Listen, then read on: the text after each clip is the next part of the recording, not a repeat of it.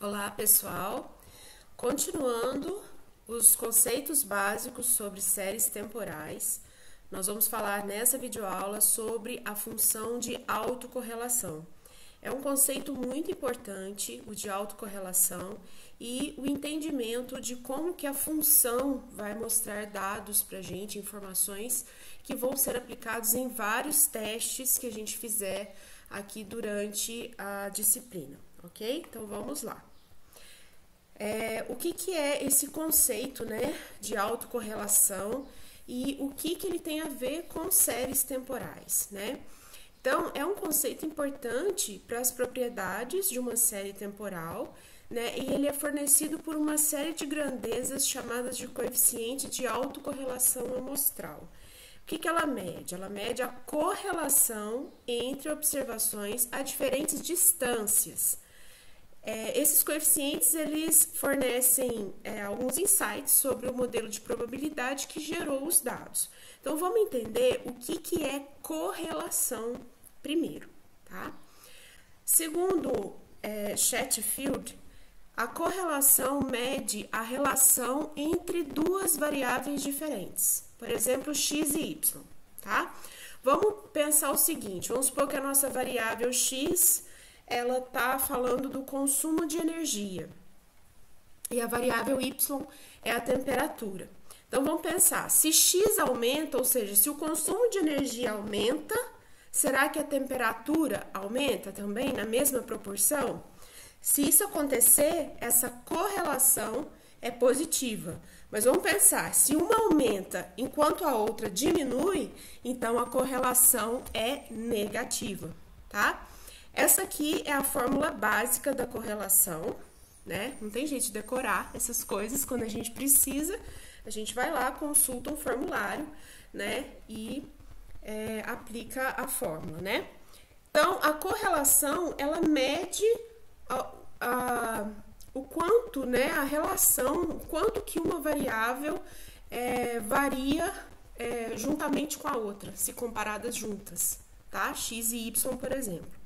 Então, uma ideia semelhante, ela pode ser aplicada às séries temporais para verificar se as observações sucessivas são correlacionadas. Como que funciona isso? É a autocorrelação. Então, a autocorrelação é a correlação de uma série temporal com ela mesma, em diferentes defasagens, que a gente chama de lags, né? A gente já falou sobre isso. Por exemplo, eu quero verificar se um valor de hoje, de um determinado experimento, ele tem relação com o valor de ontem. Ou se um dado de hoje, ele tem relação com o de um ano atrás, tá? Então, você tá vendo que a gente tem lags, defasagens diferentes, né? Por exemplo, comparar o valor de hoje com o de ontem. Eu tenho um lag aí de um dia, né? O de ontem com a semana passada, um lag de 7 dias. O valor de hoje com o de um ano atrás. Qual que é a relação, o que aquele dado de um ano atrás influenciou no dado de hoje, tá? Então, em séries temporais, a gente usa a autocorrelação para identificar esses padrões de repetição, sazonalidade ou dependência ao longo do tempo.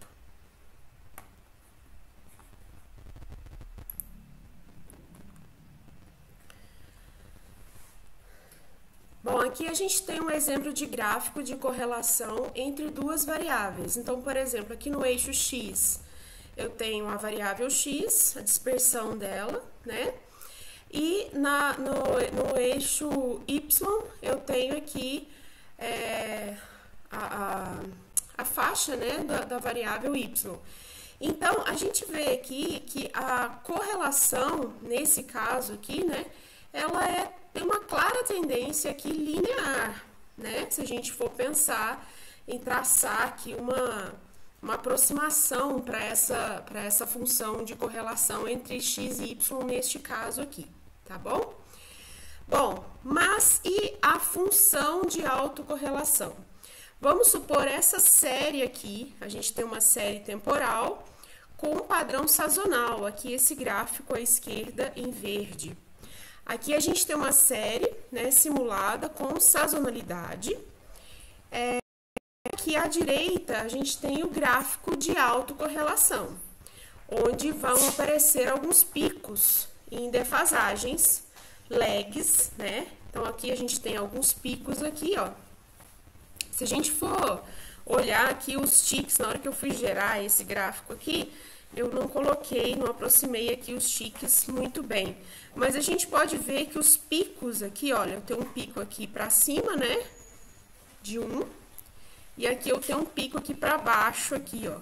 Tá mais ou menos, né? Se a gente for pensar de pico em pico, né? Vamos pegar esse aqui. Vamos pegar aqui que eu tenho esse pico que tá aqui no 0. E temos esse outro pico aqui para cima, né? Que tá aqui mais ou menos em 12.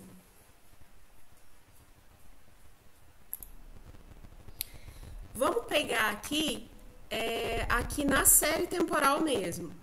Se a gente for traçar, né, bem no olho aqui mesmo, esse padrão aqui, ó, de picos aqui para cima, nessa série temporal aqui, a gente vai ver que essa repetição do padrão aqui, ó, ela tá mais ou menos, né, de 12 em 12, né? Parece aqui que essa leitura desse dado, né, foi feita em mês, né, por mês aqui, e tá repetindo assim de 12 em 12 meses, parece, né?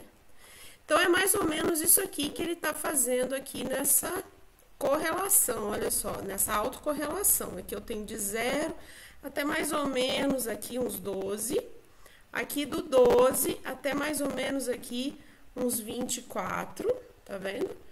E assim a gente vai, mas vamos entender o que significa todas essas informações que estão aqui nesse gráfico da função de autocorrelação. Vamos pegar essa faixa aqui meio transparente aqui, ó, meio leitosa aqui aqui na função de autocorrelação. Vamos olhar só para ela agora. Essa faixa aí, ela, que é muito comum, né, que a gente vai ver aqui nas funções de autocorrelação, ela é chamada de intervalo de confiança, ou banda de confiança, à vontade, né? Intervalo de confiança. O que ela vai significar, né? O que ela mostra pra gente? Ela mostra a região em que os valores da autocorrelação, eles podem ser considerados estatisticamente compatíveis com 0. Piorou, né? Então, vamos lá. Esse intervalo, geralmente, ele é construído com 95% de confiança, mas esse valor pode mudar, né? Pode variar. Vamos entender melhor. Se um coeficiente de autocorrelação, ele cair dentro dessa faixa, essas bolinhas aqui são os coeficientes medidos, né, da autocorrelação da série temporal. Então, se um coeficiente cair dentro dessa faixa, desse intervalo de confiança,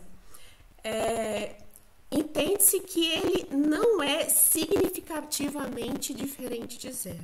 Meu Deus, o que é isso? Em outras palavras, seria assim, se um coeficiente de autocorrelação ele cair dentro dessa faixa, entende-se que ele é próximo ou oscila muito próximo de 0. Vamos entender melhor ainda. Significa que ele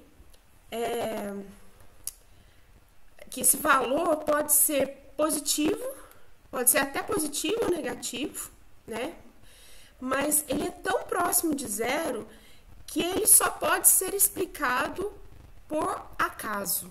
Ou seja, nesses pontos, aquela série, eu só consigo explicar aquela série nesse ponto por meio do componente estocástico dela, por meio do ruído, tá? E se ele cair de fora da faixa? Isso indica que a autocorrelação naquela defasagem, naquele lag, é estatisticamente significativa, né? Então, vamos pensar assim, uma intuição mais prática. Se ele cair dentro da faixa, o comportamento da série nesse lag, nessa defasagem, ele só pode ser explicado pelo acaso, pelo componente estocástico, pelo ruído, Vamos pensar em ruído branco, tá? Se ele cair de fora da faixa, existe uma dependência real entre os valores da série e as suas defasagens naquele lag, tá? Então, vamos pensar aqui, ó, aqui existe uma dependência real, aqui nesse primeiro aqui existe uma dependência entre esse valor e o anterior aqui, né? Vamos pensar, ele está dependente dos valores aqui nesse lag aqui, aproximadamente 1, tá? Nesse ponto aqui, ó. Já chegou aqui mais ou menos no lag 3, ele tá dentro da faixa, tá vendo? Lag 4 ele já saiu da faixa, lag 5 saiu da faixa. Aqui no lag 8, ele está dentro da faixa, no lag 9, 10, também está dentro da faixa, tá? Então, vamos lá. Intervalo de confiança na função de autocorrelação. Eu sei que é muita informação. Então, a gente tem que entender a função de autocorrelação de acordo com o teste que a gente precisa aplicar essa função e o que que esse teste, o que que essa função está nos dando de informação naquele teste, que informação que a gente está procurando ali, tá? Eu sei que é muita informação. Vamos lá. Esse intervalo, né? O coeficiente de autocorrelação. Se ele está dentro da faixa de confiança, a gente entende que ele pode ser considerado muito próximo, muito assim, praticamente zero. Então, não tem nenhuma dependência significativa dentro desse lag. Se está fora, existe uma dependência estatisticamente significativa naquele lag. Bom, a gente falou bastante da autocorrelação no vídeo anterior, sobre a questão da estacionariedade, que a função de autocorrelação, ela indica, ela pode indicar, né, pra gente, é um dos critérios que a gente usa para definir se uma série temporal é estacionária ou não. Esse caso aqui, dessa faixa de confiança aqui, ela não depende, a estacionariedade não depende nada dessa faixa aqui, do intervalo de confiança, a gente não olha para ele não, tá? No caso da estacionariedade, o intervalo, né, esse intervalo de confiança, ele serve para verificar quais lags têm dependência estatística, mas não serve para classificar a série quanto a ser estacionária ou não, tá? Já já a gente volta aí para falar dessa função no caso da estacionariedade, né? Bom, nesse caso aqui desse gráfico específico, né? Agora a gente já falou sobre esse intervalo, o que ele significa, né? Essa faixa leitosa aqui, mas vamos entender aqui, vamos tentar interpretar esse gráfico aqui específico desta série temporal. O eixo horizontal aqui da função de autocorrelação, ela mostra a defasagem, né? Então, os lags. Então, aqui o lag 0, lag 5, lag 10, 15 e assim por diante. O eixo vertical, ele mostra a força da correlação.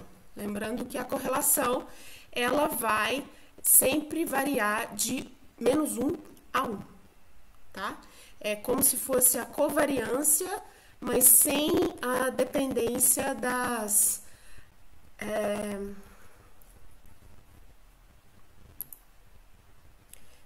escalas das variáveis, né? Então, a covariância, ela vai medir aqui no intervalo, dependendo da escala, da variável que ela está medindo, né? E a correlação, ela sempre vai variar aqui de -1 a 1, porque ela é a covariância normalizada pelo desvio padrão daquela série, tá? Então, mais detalhes vocês podem olhar lá no final da apostila, lá na parte de revisão dos conceitos de estatística que eu coloquei lá para vocês, tá bom? Então, aqui no eixo, voltando, né? Aqui no eixo Y, a gente tem o coeficiente, a força da correlação, que é o coeficiente de autocorrelação mesmo, tá? E a sua versão defasada, né? A gente vai vendo aqui ao longo das defasagens que foi medida aqui, né? Se a autocorrelação num lag, vamos pegar esse caso aqui, né? Se a autocorrelação em lag 12 é alta, né, significa que valores atuais se parecem muito com os de 12 períodos atrás, tá? Então, isso aqui, ó, essa correlação aqui, a autocorrelação aqui, ela é alta, aqui mais ou menos em 12 aqui, ó, tá vendo?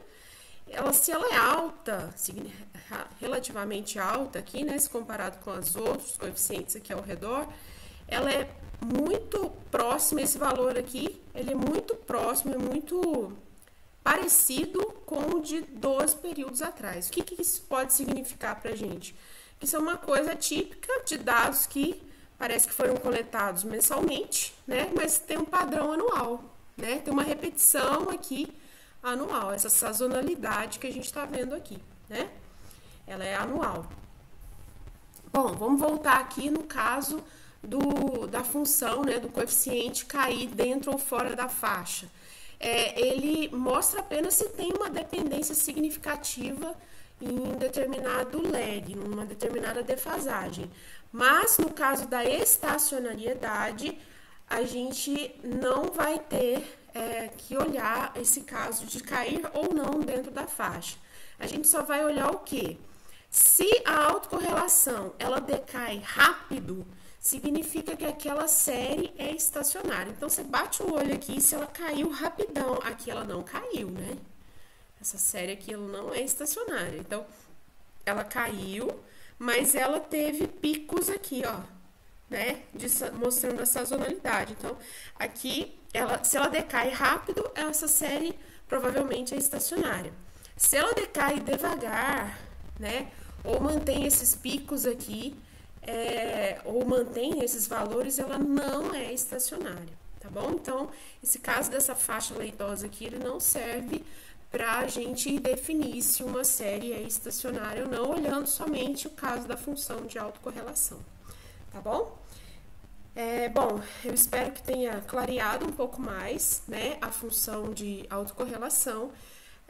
À medida que a gente for avançando na disciplina, esses conceitos vão ficando um pouco mais naturais. Eu também confesso que eu sempre tive muitas dúvidas com relação a isso, né? Não é um conceito fácil da gente entender, né, de primeira, assim, se a gente olhar de primeira, mas à medida que a gente vai avançando, a gente vai conseguindo capturar mais a mensagem que essas funções elas trazem pra gente, tá bom? No próximo vídeo, a gente vai falar sobre as transformações, com a transformação de Box-Cox.